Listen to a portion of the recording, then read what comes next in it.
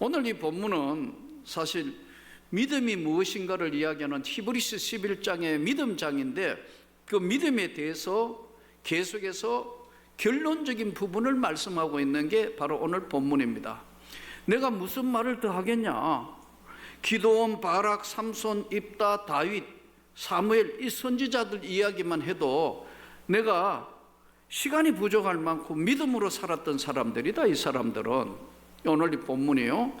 그러면서 그들은 믿음으로 나라들을 이기고 사자들의 입을 막기도 하고 불의 세력을 멸하기도 하고 칼날을 피하기도 하고 전쟁에 용감하게 나가 전쟁도 하기도 하고, 또 여자들은 자기의 죽은 자들을 부활로 받아들이기도 하고 더 좋은 부활을 얻기 위하여 어떤 어려움과 고난도 심한 고문까지도 받는데도 눈 하나 깜짝하지 않고 그 고문도 이겨냈고, 그리고 어떤 이들은 조롱과 채찍질 뿐만 아니라 시험과 칼로 죽임당하고 양과 염소의 가죽을 입고 유리하며 궁핍과 환난과 학대도 받았고, 온갖 이야기를 지금 다 하고 있잖아요, 이 본문이요.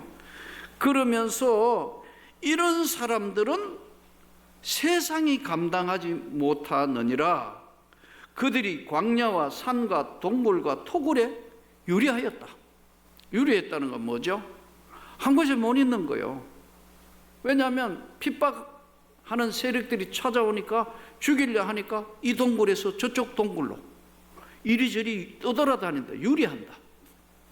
이게 간단하게 이렇게 이야기하지만 여러분, 사람은 집에 살아야 되는데 동굴과 토굴로 도망다니며 살았는데도 이런 사람들은 믿음으로 말미암아 증거를 받았으나 약속된 것은 받지를 못했는데 이는 하나님이 우리를 위하여 더 좋은 것을 예비한 것이다.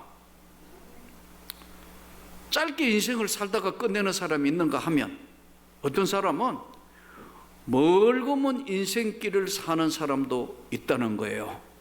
문제는 이 땅에 사는 삶에 있어서 우리가 믿음을 가진 사람에게 나타나는 것이 공통점이 몇 가지 있어요. 첫째, 우리가 하나님 앞에 여러분 믿음을 가지고 있는 사람의 특징이 뭐냐? 이 믿음이라는 것은 영적 싸움을 해서 이루어지는 것이기 때문에 믿음이 있는 것은 다른 세계를 사는 거거든요. 한마디로 이야기하면 여러분, 예수 그리스도를 믿어서 천국을 가는 것을 여러분 믿습니까? 내 죄의 사함을 주님께서 십자가의 보혈의 은혜로 내 죄의 사함 주신 것을 여러분 믿습니까? 나는 다시 주님의 영광의 나라에 다시 사는 것도 내가 믿습니까? 내가 믿습니다. 고백하는 거 아니에요. 예? 내가 하나님 앞에 간절히 기도하면 하나님이 들어주시는 것도 믿습니다. 믿습니까? 문제는 믿음이라는 것은 그냥 오는 것이 아니고 믿음이 들어오는 순간에 상식을 파괴하는 거예요. 그래서 성경을 보세요. 성경은 믿음의 시작이 상식을 무너뜨리고 들어오는 거예요. 상식 파괴예요. 하나님이 천지를 창조하셨다.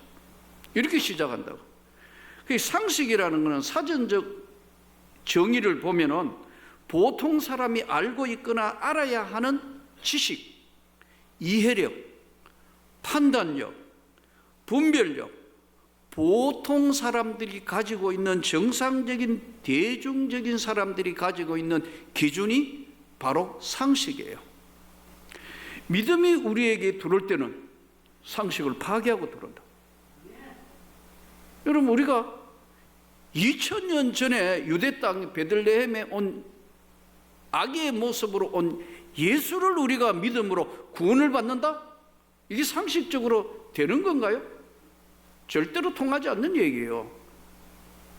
믿음으로만 받아들이는 거예요. 십자가에 돌아가신 예수를 믿어서 구원을 받는다? 이는 믿음으로만 받아들이는 거예요. 이때 상식을 무너뜨려 상식을 파괴하고 들어오는 거예요. 홍해가 기도하니까 갈라졌다?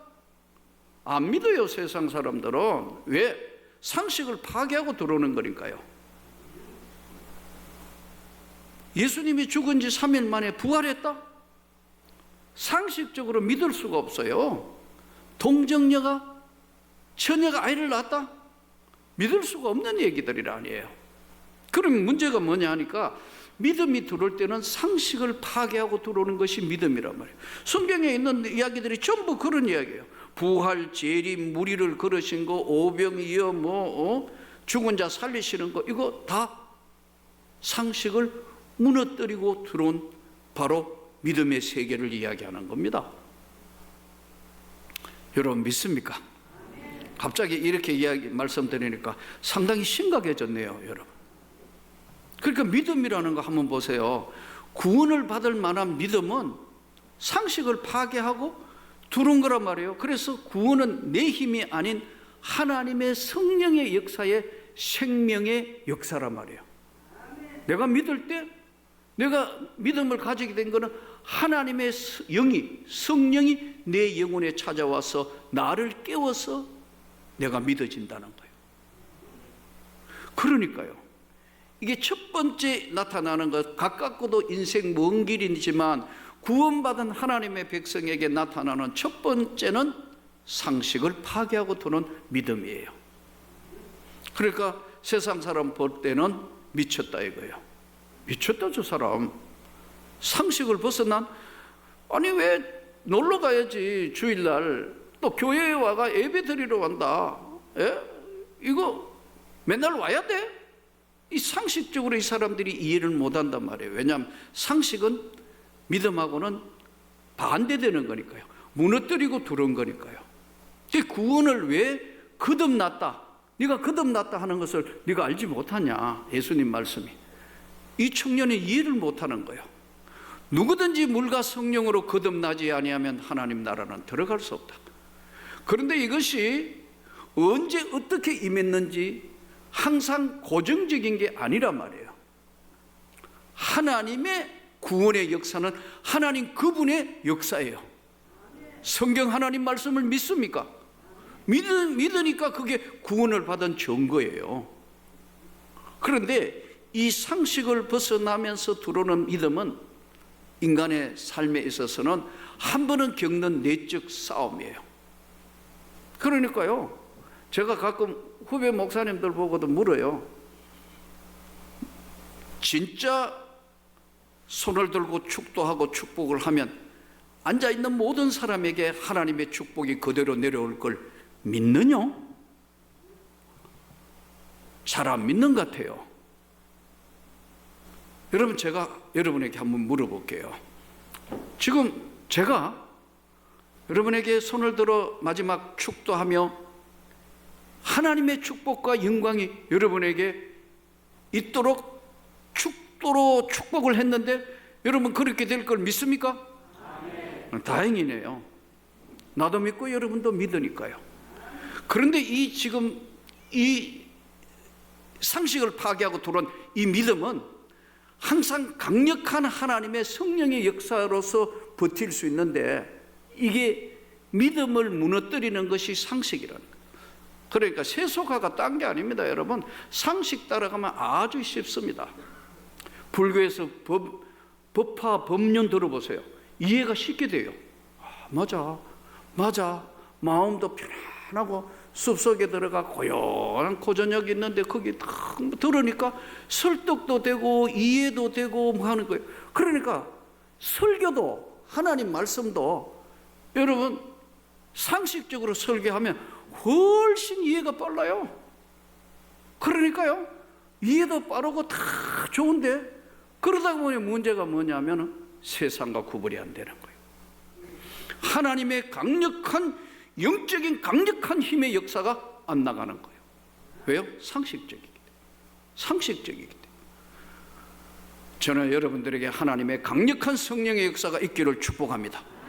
기도할 때 하나님의 능력과 권능이 임하는 걸 믿습니까? 믿는다 이거예요. 그러면 문제는 여기 이제 상식을 파괴하고 들어온 믿음이, 이분들 지금 그런 이야기들이잖아요. 그러면 항상 이 상식과 믿음이 서로 상반관계에 있으면서 항상 믿음만 강조하느냐? 아니에요. 균형적인 믿음은 뭐냐 하니까요, 상식과 믿음이 조화를 이루는 거예요. 예. 진짜 하나님이 기뻐하시는 믿음은 상식을 무시하지 않아요. 상식을 절대로 무시하지 않는다고요. 그래서 상식적으로만 하면 교회는 편안하다니까요. 아이 뭐 코로나 시대에 모이지 마, 기도하지 마, 할 수 없어.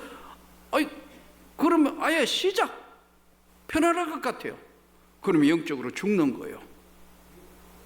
그래서 여러분 우리가 이게 참 정말 조심스럽게 모든 수칙을 지켜가며 안전하게 다 하되, 이 믿음이라는 것은 항상 상식을 통하여 서로 부딪히지만은 상식대로만 가면은 아무 어려움이나 고통이 없어요. 그러나 믿음을 통하여 가려면은요 항상 이게 힘들고 어려운 거예요. 그런데 시간이 지나서는 뭐냐면은, 믿음이 뭐냐면은 상식과 균형을 이루는 거예요. 조화를 이루는 거예요. 그래서 조심해야 될 게, 믿음 좋은 사람에게 조심하게 잘못하면 이단에 빠지는 거예요. 사이비에 빠지는 거예요. 계속해서 계속 신비주의에 빠지는 거예요. 그러나 또 반대로 조심해야 될 것은, 하나님이 주시는 거대한 이들이 지금 말씀을 보고 있는 이 믿음의 세계에서, 예? 우리가 하나님의 그 능력을 상실하게 되면 세속화가 되는 거예요. 세속화가 아예 하나님의 역사나, 기도해도 안 되는데 뭘 뭐 그때 그렇게 할 필요가 뭐, 이렇게 세속화로 가는 거예요. 그래서 사랑하는 성도 여러분들이 믿음으로 이기기를 축복합니다. 성령으로 충만하기를 축복합니다. 동시에 상식을 무시하지 않는 균형 있는 조화로운 믿음이 굉장히 중요해요. 그래서 어떨 때는 믿음이라는 본질적인 것은 상식을 무시하고, 예? 죽은 자를 살리신 하나님의 능력, 기적을 일으켰던 하나님의 권세, 이것을 무시하지 않는 조화를 이루는 균형 있는 믿음이 필요한 거예요. 그래서 교회는, 또 사랑하는 성도 여러분 각자가 이런 균형적인 믿음이 되기를 축복합니다. 그러나 이 믿음의 세계를 지금 오늘 이 본문을 보면서 이 사람들이 두 가지의 말씀, 아까 말씀드린 대로, 하나는 균형이고 믿음을 받아들 때는 상식을 무너뜨리고 들어오지만, 상식 이후에 이제 믿음과 조화를 이루는 아름다운 신앙을 가지며 세상을 사는데 환란이 찾아왔다. 저는 목회하면서 긴 시간 이렇게 봅니다. 어떤 분 몸이 아프시다, 집안에 환란이 찾아왔다, 어떤 고통이 찾아왔다. 저는 여러분들에게 분명히 말씀드리지만, 이것은 뭘 이야기하느냐 하면은 기도의 제목이 찾아왔다. 하나님이 기도의 제목을 주셨다. 그 엎드리는 거예요. 그러면 상식선에서 보세요. 수술해야 되고 뭘 어떻게 해야 되고 뭐든 하지만, 이 상식선 위에 있는 거대한 믿음의 하나님의 세계가 작동이 되는 거예요. 그러나 평소에 이걸 균형을 잘 맞춰 신앙생활을 해야 되는데, 이걸 방해하는 것이 내적인 거예요. 어떨 때는 자기 고집이, 요즘에 와가지고 이렇게 기도하면서 코로나가 계속되니까 이번에도 기도하며 가만히 생각하니까 들어올 때마다 마스크 낀다고. 마스크 왜 자꾸 끼야? 안 끼면은 지금 위험하고, 마스크 안 끼면 또 다른 사람에게 피해를 줄 수 있고 나도 방어하고, 마스크를 왜 끼야 되느냐? 하도 입으로 불평불만 많이 하니까 입 다물으라고 하시는 건가? 그런 생각이 자꾸 들어요.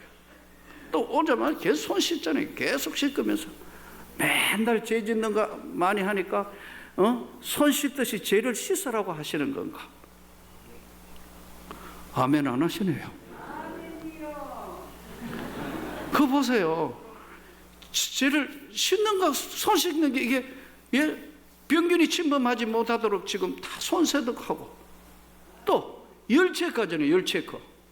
육신의 몸이 36.5도, 이게 뭐 38도 올라가면 입장도 안 쉬고 오시면 음식점이나 막 이거 재일 때마다, 아, 하나님이 내 영혼의 건강도 지금 체크하시고 있을 텐데, 이런 생각이 자꾸 들어요. 아무 생각 없습니까, 여러분은? 제가 목사라 그래서 좀 예민해서 그런지 몰라도 영적으로 될 때마다 하나님이 내 영혼의 건강은 지금 어느 정도인가 측정하는가. 거리 띄운다. 이 거리 띄우기가 이게 지금 뭐예요? 세속화를 막으시는 거 아니겠어요? 세속화되는 걸. 이 세속화되면 쉽다니까요. 세속화된 교회는요, 마케팅도 들어오고 심리학도 들어오고 별것 다 하는 거예요. 예? 경제 논리도 작동되고 세상과 별로 구별이 안 되는 거예요.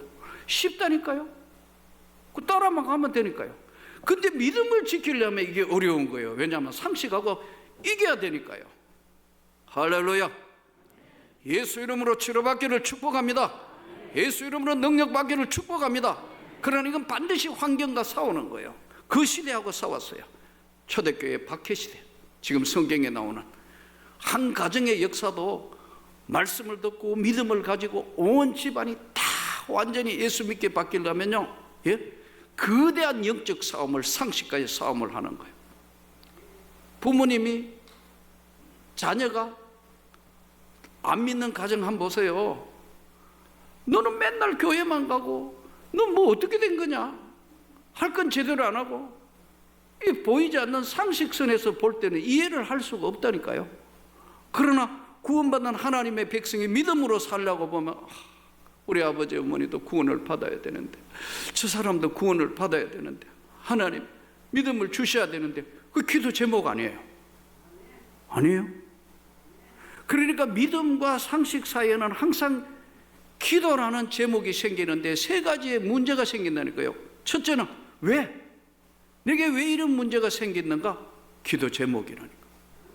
그래서 문제가 토소되면 이거 하나님 기도하게 하시구나. 가만히 지켜보면 새벽기도 나오시고 또 하나님 앞에 간절히 기도하는 모습을 보면, 그 기도하는 모습을 보면서 나는 그분을 쳐다볼 때마다 저 집 문제 해결됐다. 왜? 하나님 앞에 기도하고 있으니까 하나님이 역사를 시작하신다. 저는 그렇게 믿습니다. 왜? 왜 이런 문제가 오느냐? 기도의 제목을 주셨다. 또 한 가지는 누구 때문에 이런 문제가 생겨? 누구인가? 내 문제가 나의 문제인가? 누구의 문제인가? 나는 누구인가? 또 한 가지는 뭘 해야 되냐? 이럴 때 어떻게 해야 되냐? 예수님이 정확하게 말씀하잖아요. 구하고 찾고 두드리라. 구해라 이거요. 찾는 거 노력하라는 거 아니에요. 두드리라는 건 더 할 수 있는 모든 것들을 해보라는 거 아니에요. 환경하고 싸우려며 지지 않기를 축복합니다. 저는 일본 갈 때마다 요즘 참 이 코로나 시대 되면서 뭔가 하는데, 일본 갈 때마다 느끼는 것이 있어요. 곳곳에 신사잖아요. 여러분 가보신 분 다 동의하잖아요. 곳곳에 신사예요. 진짜 교회 찾아보기 힘들어요. 그리고 지나가다가 교회 십자가 종탑만 보면 야 저기 교회다. 우리는 거꾸로 아니에요. 가는 곳마다 다 교회 아니에요. 전부 십자가 밤 되면 더 오는데, 그런데 진짜 이거 상식을 이긴 교회와 상식을 이긴 믿음을 가진 사람이 얼마나 될 것이냐. 요한계시록에는 이렇게 말씀해요. 요한계시록에는 오늘 세 가지의 말씀을 합니다. 이긴 자에게 흰옷을 줄 것이고 내가 생명책에 기록할 것이며 내가 그날 시인하리라. 예수님이 맞아, 너 믿음을 지키고 세상을 살아서 맞아, 너는 맞아. 예수님이 시인한다는 거예요. 그리고 순결을 상징하는 흰 옷을 주님 앞에 입을 것이고, 동시에 내가 하늘나라 생명책에 흐리지 않고 이름을 정확하게 기록한다는 거예요. 사랑하는 성도 여러분, 나는 누구며 왜 무엇을, 이 삶 믿음은 바로 거대한 상식하고의 싸움을 계속하는 거예요. 밀리면요 상식의 사람이 되는 거예요. 편안하다니까요. 다 상식대로 움직이면 되니까. 상식대로 움직이네. 하라면 하고 하지 말라면 하지 말고 다 상식대로 움직이면 된다니까요. 그러나 아니 난 기도해야 되는데, 아니 난 믿음을 지키며 살아야 하는데 하면 그때부터 다른 것이 움직인다고요. 선교사들 한번 볼까요? 선교지에 나갔어요. 언어도 달라졌고 문화도 달라졌고 힘들어요. 근데 끝까지 믿음으로 버티고 한 사람들은요, 선교지에도 엄청난 열매가 열려요. 반대로요, 하나님의 사람들을 하나님이 사용하는 방법이 있어요. 상식과 믿음이 부딪혀 올 때는 우선순위가 뭐냐? 믿음이에요. 근데 상식과 균형을 이루며 살면서 상식 갈 때는 편안하긴 한데 은혜가 사라져버려요. 기도 안 하면 편안해요. 간절히 구하고 또 하나님 앞에 구할 뿐만 아니라 말씀을 읽고 하나님의 뜻대로 살려면 항상 믿음과 상식이 부딪혀 오는 겁니다. 오늘 어려운 시대가 우리에게 도래했어요. 코로나가 곧 끝날 줄 알았지만 아직도 아무리 지금 백신이 나와가 뭐 한다 해도 우리가 맞게 되는 것은 지금 의학계 이야기대로 적어도 내년 봄쯤은 돼야 된다는 거예요. 그럼 뭐 내년 봄쯤 되면 지금 백신도 맞고 다 하고 그 다음에는 이런 일이 없을까요? 코로나보다 더한 것이 올 수도 있어요. 초대교회가 그 이야기를 지금 우리에게 주면서 믿음으로 승리하기를 축복합니다. 상식을 무너뜨리고 들어온 이 믿음은 균형을 잘 이루어서 여러분 잘 분별하고 잘 선택하고 하나님의 뜻이 무엇인가를 구분하여 먼저 그의 나라와 그의 의를 구해라. 그러면 이 모든 걸 더하여 주시리라. 오늘 하나님 앞에 어떤 사람은 짧게 세상을 살다가 빨리 가깝게 간 사람도 있고 긴 인생 여정 가운데 믿음을 지키며 사는 것은 언제나 나와 내적 싸움을 하고 있다는 걸 잊으면 안 됩니다. 지면요 편합니다. 상식만 따라가면 되니까요. 그러나 그 끝은 주님이 내가 너를 잘 모르겠다.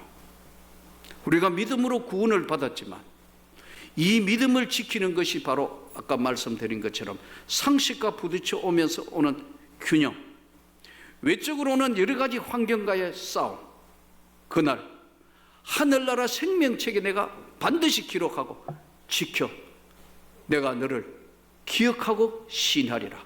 오늘 주의 말씀으로 한 주간 어떤 환난과 어떤 역경도 믿음으로 승리하기를 주의 이름으로 축복합니다.